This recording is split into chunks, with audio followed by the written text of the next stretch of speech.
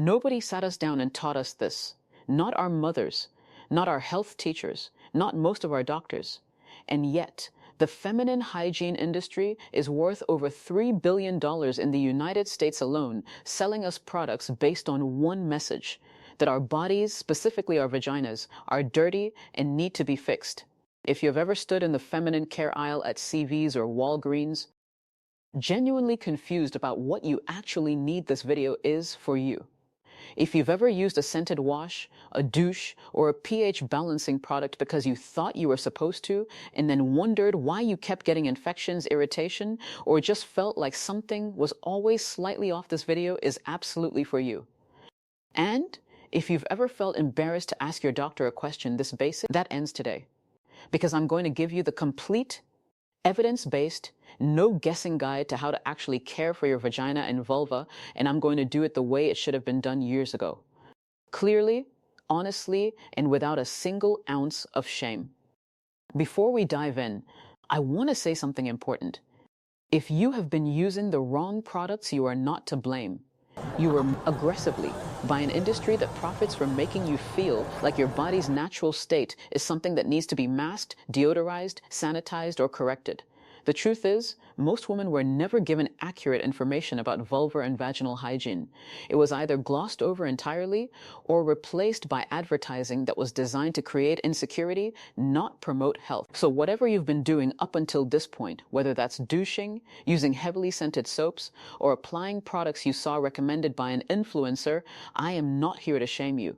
I am here to give you what you actually needed all along. Accurate information from a gynecologist. For free. Let's get into it. Let me start with something that sounds basic, but is actually something a shocking number of adults, including some healthcare providers, get confused. The vagina and the vulva are not the same thing.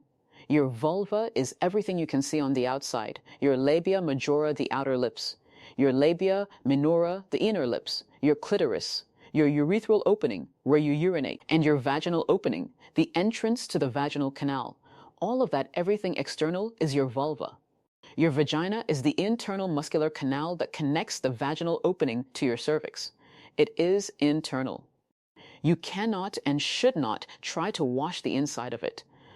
We'll talk about why in just a moment. This distinction is not just about terminology. It is clinically important because the vulva and the vagina require completely different approaches to hygiene, and confusing the two is exactly how most hygiene mistakes happen. Here's the most important thing I want you to take away from this video, the concept that changes everything. Your vagina is a self-cleaning organ. I want you to really hear that. Because the entire billion-dollar feminine hygiene industry is built on the hope that you don't know this. Inside your vagina lives a carefully balanced ecosystem of bacteria, primarily a strain called lactobacillus. These are beneficial bacteria, and their entire job is to maintain an acidic environment, typically a pH of between 3.8 and 4, 5 that protects you from infections, harmful bacteria, and overgrowth of organisms like yeast. Think of it like this. Imagine your vagina is a self-regulating ecosystem, like a healthy pond. That pond has its own pH balance, its own beneficial organisms, its own natural filtration system. It doesn't need you to pour chemicals into it to stay clean. In fact, if you do, you destroy the very system that was keeping it healthy. When you introduce soaps, douches, fragrances, or any product into the vaginal canal, you are disrupting that ecosystem. You are raising the pH. You are killing the lactobacillus. And when that protective bacteria is gone, harmful organisms like the bacteria that cause bacterial vaginosis, or the yeast that causes yeast infections, move in and take over. This is why women who douche regularly have significantly higher rates of bacterial vaginosis. This is not coincidence. This is microbiology. Now, the vulva is a different story. The vulva is external skin. It does need to be cleaned.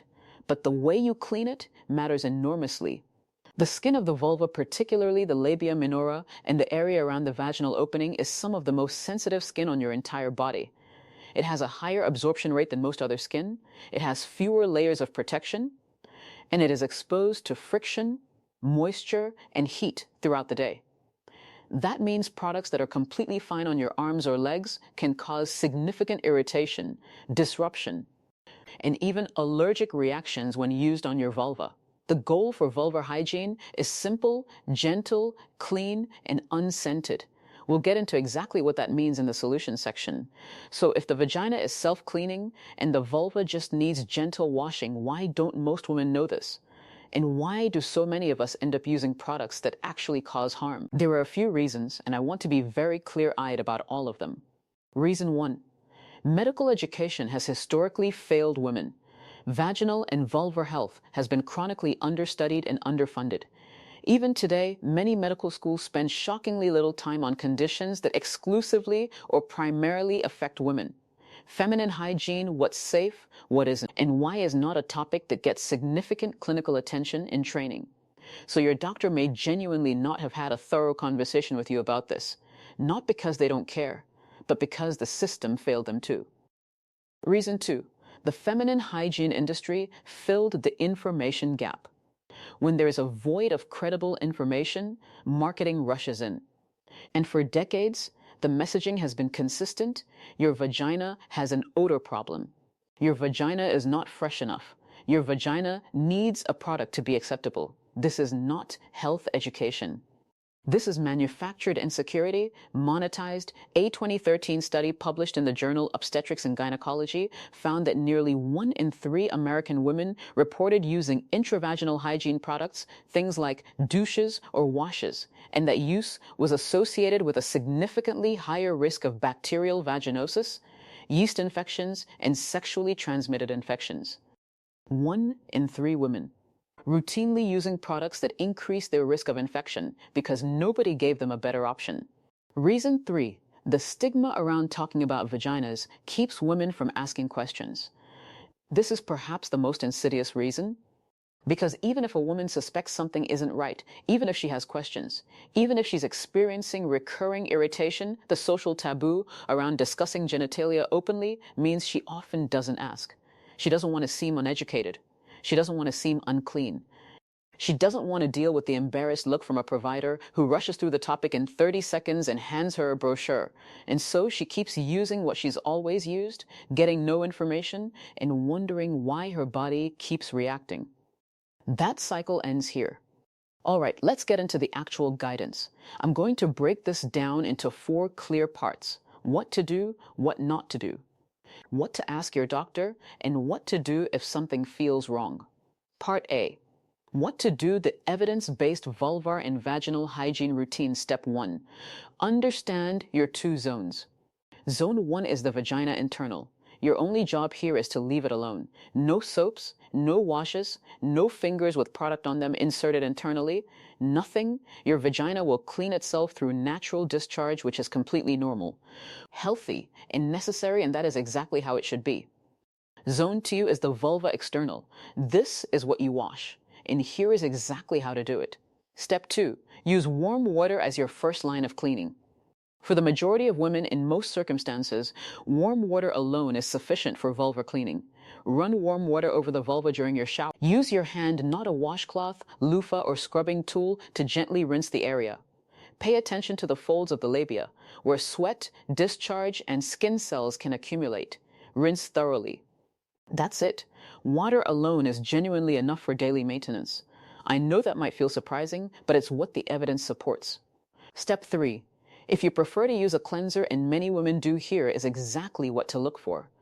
If you want to use a cleanser on your vulva, it must be fragrance-free, not unscented, which can still contain masking fragrances, but genuinely fragrance-free. Look for this on the label explicitly. Dye-free colorants and soaps are a common source of contact dermatitis in the vulvar area. pH balanced for sensitive skin, ideally formulated for a slightly acidic or neutral pH. Free from sulfate, sodium lauryl sulfate, and similar foaming agents are harsh on delicate skin.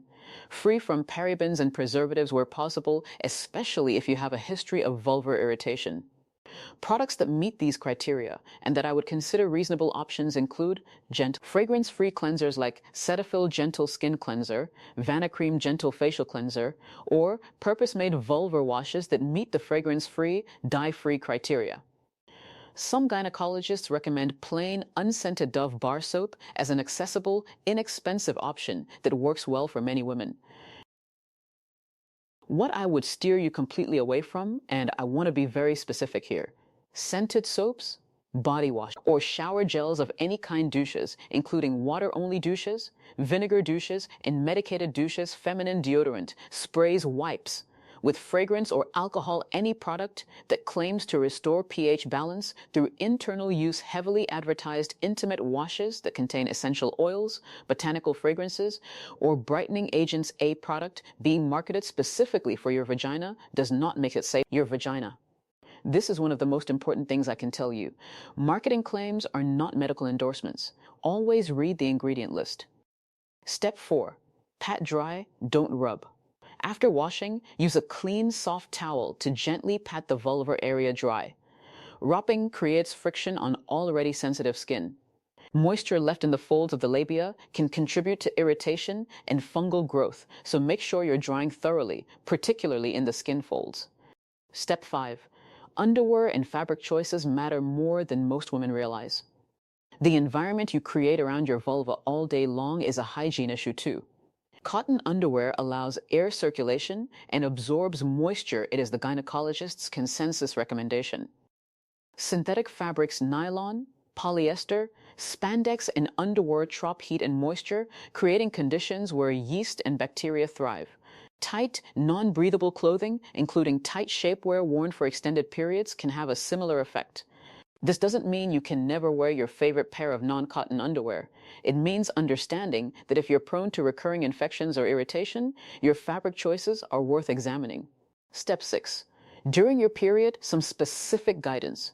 Change pads and tampons regularly, at minimum every 4 to 6 hours. Menstrual blood left in contact with vulvar skin for extended periods can cause irritation and pH disruption. Avoid scented pads or tampons. The fragrance is not necessary and can cause contact reactions. If you use a menstrual cup, wash it with fragrance-free soap and rinse thoroughly. Part B. What your hygiene routine should look like across your life stages. I want to take a moment to talk to women across the age range watching this video, because your vulvar and vaginal hygiene needs are not static. They change with your hormones. In your reproductive years 30s to mid-40s, your estrogen levels are supporting good vaginal lubrication and a robust lactobacillus population. Your vaginal pH is naturally well maintained. The primary risks in this stage are disruption from products or practices, so the guidance I've outlined above applies directly. In perimenopause and menopause, roughly mid-40s onward, this is where things change significantly and where I see many women in my clinic dealing with problems they don't realize are hormonal. As estrogen declines in perimenopause and menopause, a condition called genitourinary syndrome of menopause, or GSM, develops in a significant percentage of women. The vaginal tissues become thinner, drier, and more fragile. The vaginal pH rises, becomes less acidic, which reduces the protective barrier against infection. Natural lubrication decreases. In this stage, the vulvar skin needs extra gentleness, potentially even more minimal product use, because it is thinner and more reactive. Warm water alone becomes even more appropriate. If you're experiencing significant dryness or irritation, this is a medical issue, not a hygiene issue, and it deserves medical treatment, which can include vaginal estrogen, vaginal dia, or ospemifene. Please talk to your gynecologist specifically about GSM if any of this resonates. The point I want to make is this. If your hygiene routine has not changed, but something has changed about how your body is responding, itching, burning, dryness, new discharge, that is not a hygiene problem to solve with more products. That is a hormonal or medical issue to address with your physician. Part C.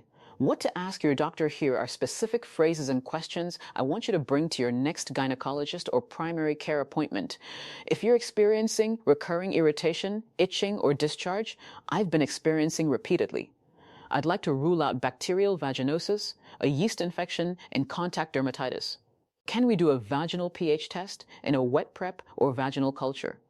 If you've been using products and aren't sure if they're appropriate, I want to review my current intimate hygiene products with you to make sure nothing I'm using is contributing to my symptoms. If you're in perimenopause or menopause and experiencing vaginal dryness or irritation, I'd like to discuss genitourinary syndrome of menopause and whether vaginal estrogen therapy would be appropriate for me. Write these down. Screenshot this screen.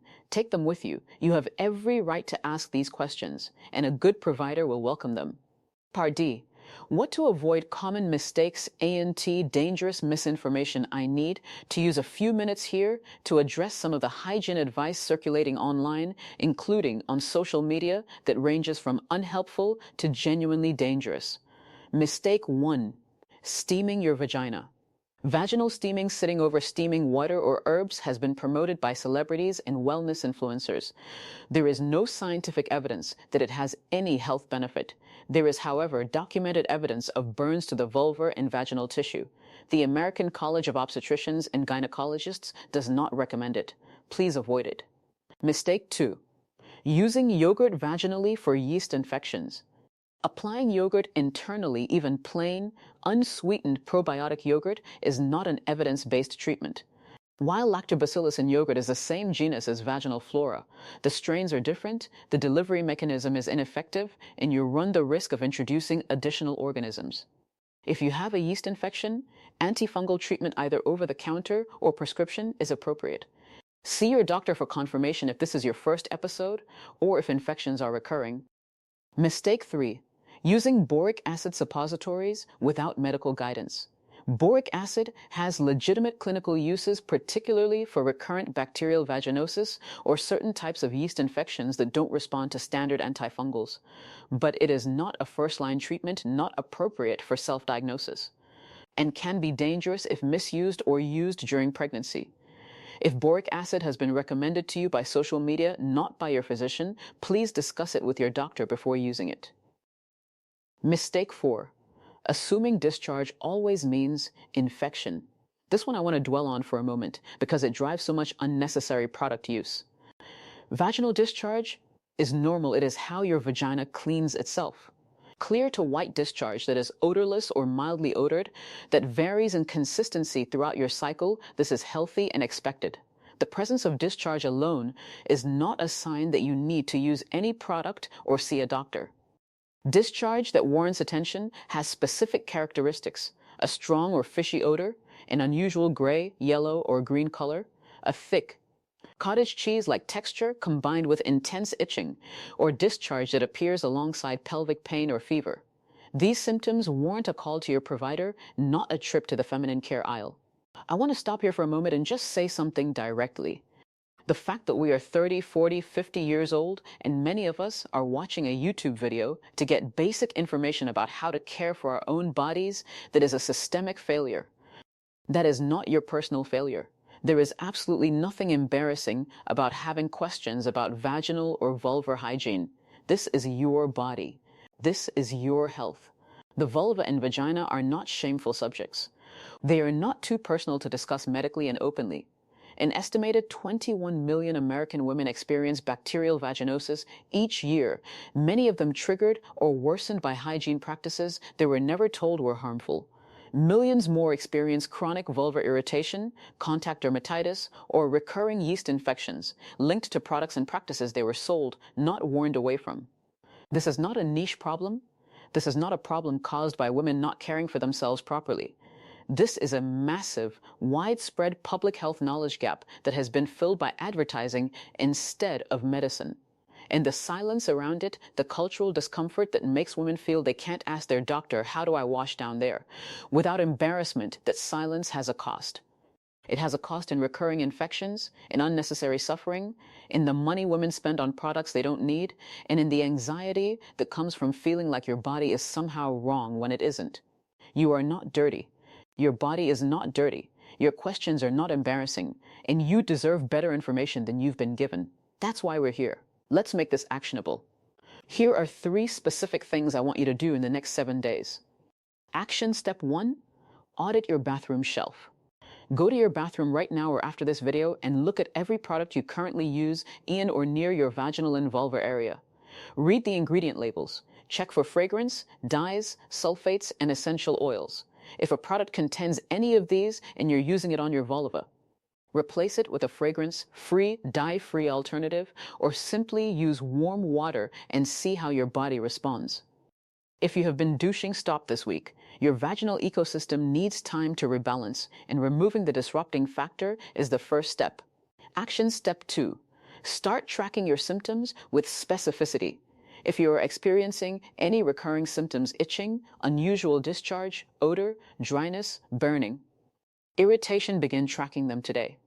Note, what day of your cycle it occurs, what products you used in the 48 hours prior, what you were wearing, any other relevant factors, sexual activity, stress, diet changes, new laundry detergent. This information is genuinely valuable at your next appointment.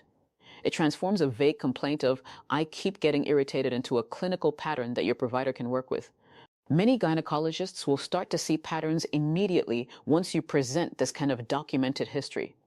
Action step 3. Book a gynecological appointment and use these words. If you have been putting off your annual gynecological exam, this is your nudge to book it this week. And when you go, I want you to be prepared to advocate for yourself. If you have recurring symptoms, I'd like to discuss recurring vaginal symptoms and make sure we're ruling out all causes, including bacterial vaginosis, yeast, and contact dermatitis. If you're experiencing hormonal changes affecting your vaginal health, I'd like to specifically discuss genitourinary syndrome of menopause and my options. If you feel like your concerns have been dismissed before, I've been having these symptoms for, and I want to make sure we have a complete conversation about what might be causing them. You are your own best advocate. And now you have the language to walk in there and be taken seriously. Here is what I want you to walk away from this video knowing. Your vagina is not broken. It is not dirty. It is not a problem to be solved by a product in a pink bottle with a flower on the label.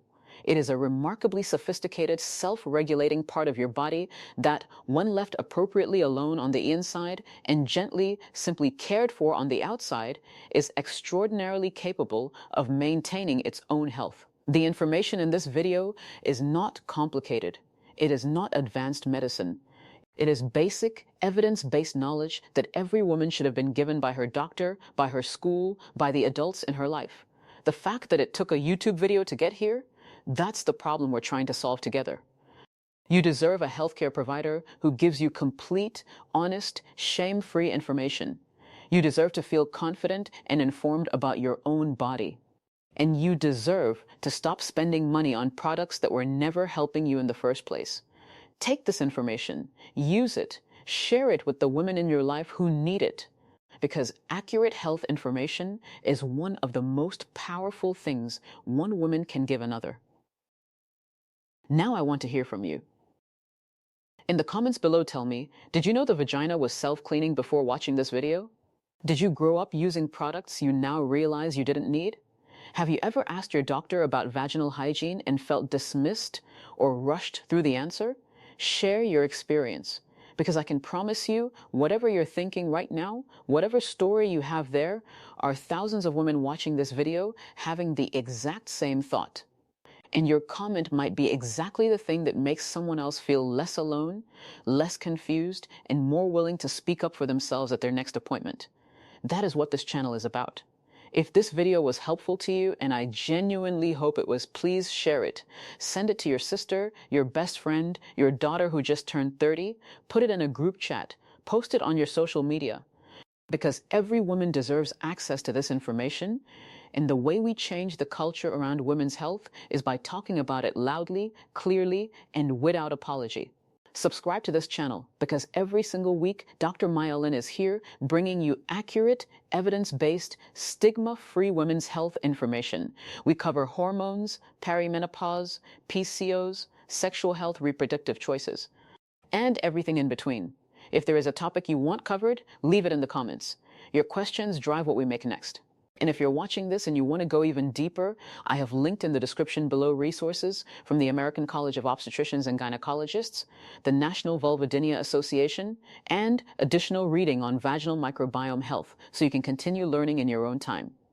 Thank you so much for being here. Thank you for trusting me with your health questions. And I will see you in next week's video. Take care of yourselves. You deserve it.